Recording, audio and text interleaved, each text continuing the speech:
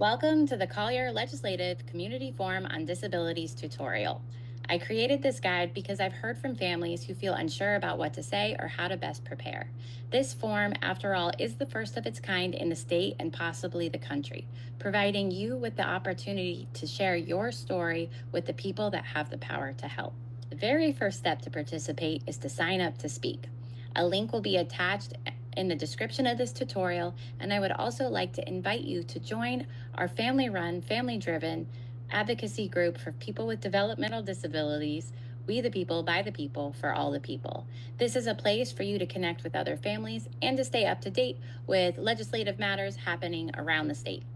The opportunity we have here is a big deal, and I want to help you feel most comfortable so that you can make the most of your experience. In this video, I'll guide you through how to share your story effectively and make a meaningful impact. This forum is your opportunity to share your experience as families affected by developmental disabilities.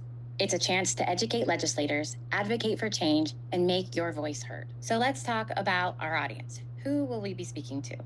The delegates that'll be in the room will be Senator Kathleen Pasadomo. She is our immediate past president, and she'll also serve as our rules chair this year, which is a really important role in the Senate, making sure that the right policies are being pushed forward. We'll also have House Representatives Lauren Mello, Yvette Benarock, and Adam Botana. These leaders have already shown their commitment and have the heart to help our community. They are here because they want to listen, understand, and make a difference. So let's talk about structuring your presentation. I know that all of us have endless amounts of examples we'd like to share with our delegates, but we only have 2 to 3 minutes so that everyone in the room can share their experiences and stories. To make the most of your time, structure your presentation in 3 parts. First, introduce yourself. Second, share your story. This is the heartbeat and what really drives change. And thirdly, end your presentation with a clear and actionable ask. Start your presentation by introducing yourself, where you live, and what your connection is to developmental disabilities. Here's an example. Good afternoon, legislators. My name is Sally Jo Smith, and I live in Bonita Springs. I am the parent of an adult child with autism and epilepsy. I'm here today to share how the Medicaid redetermination process has impacted my family and others in our community. Next, the important part, the sharing of our stories. You'll want to share a brief personal story that highlights the issue. So playing off of Sally Jo's introduction, here's an example. Earlier this year, my adult child lost his Medicaid coverage during the Medicaid redetermination process. Overnight, we couldn't afford his therapies or medications. I had to stop working just to hold the family together, and he lost weeks of progress. It felt like everything that we had worked so hard for had been ripped away.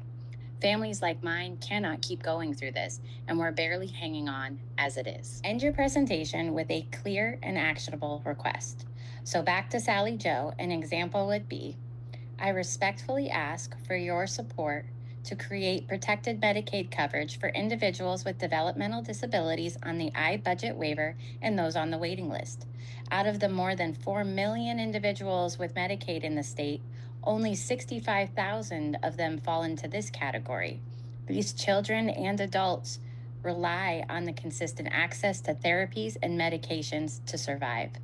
Safeguards during the redetermination process are critical to ensure that they aren't losing the vital care that they need. So let's talk about tips for success. If you use these tips, you will make your presentation impactful. Use a timer. Rehearse this with your friends and your family so that when you get up to speak, you won't be thrown off by the different things going on in the room, and you'll be able to deliver your message. And most importantly, speak from the heart. Even if you don't say things right, the heart is where the power and where the message is. Lastly, leave a one-pager with your basic key points and a way for legislators to contact you.